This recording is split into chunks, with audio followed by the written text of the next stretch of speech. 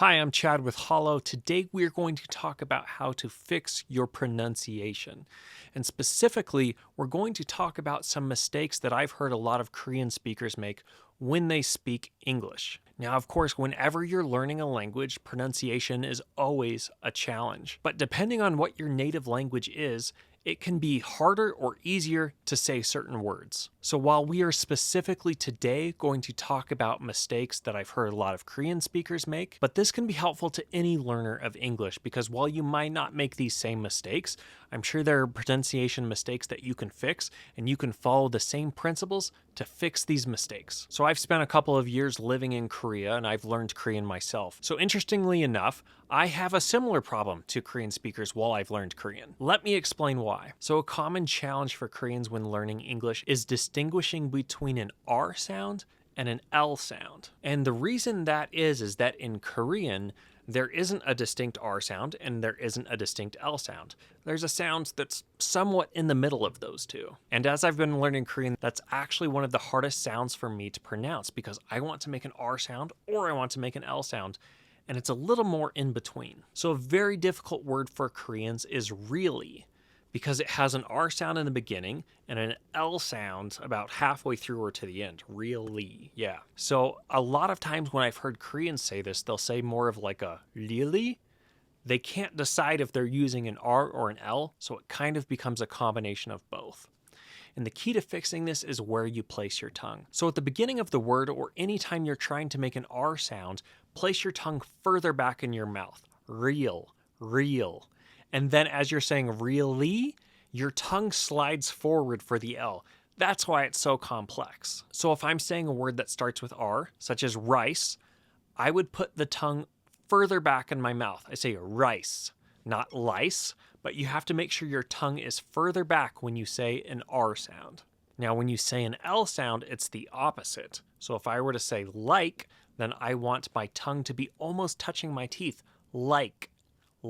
It's touching like the back top part of my teeth in order to make that sound. So another challenging one for Koreans is that in Korean, there's no F sound and there's no V sound. The most similar sound to an F sound is a P.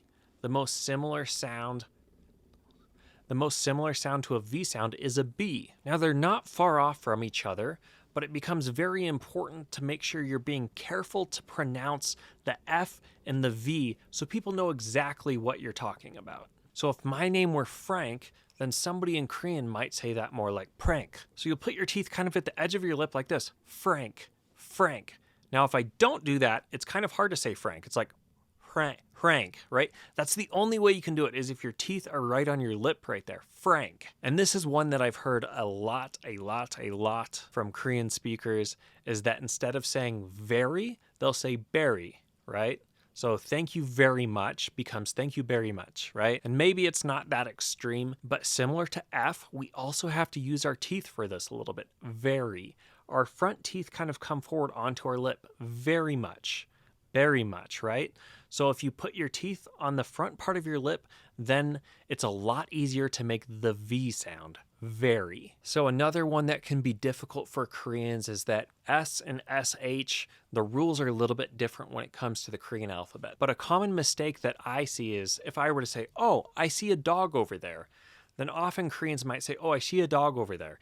It's not a strong SH, but you can hear it slightly. So you have to work very carefully and practice a lot to say I see, not I see, right? So when you say I see rather than I see, your tongue is a little bit lower and it's not really in between your teeth. I see. So the last one we're going to talk about is actually my name. My name is Chad. But a lot of times Koreans will say my name is Chad.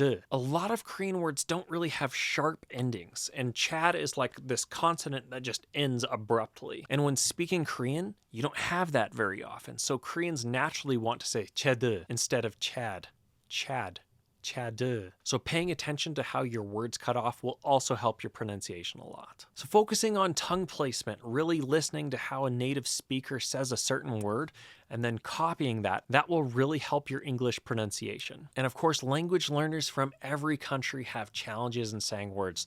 That's just because we use different letters, different alphabets, and different pronunciation. So naturally, there will be certain things that are much harder for us to say. The only way to get through it is just to keep practicing. Imitate what you hear, keep listening, and keep trying. If you'd like to practice English with me, you can find me on the Holo app. It's free to download. There's a lot of free features on there, including an AI test that can give you some feedback on your pronunciation. I'll see you guys next time.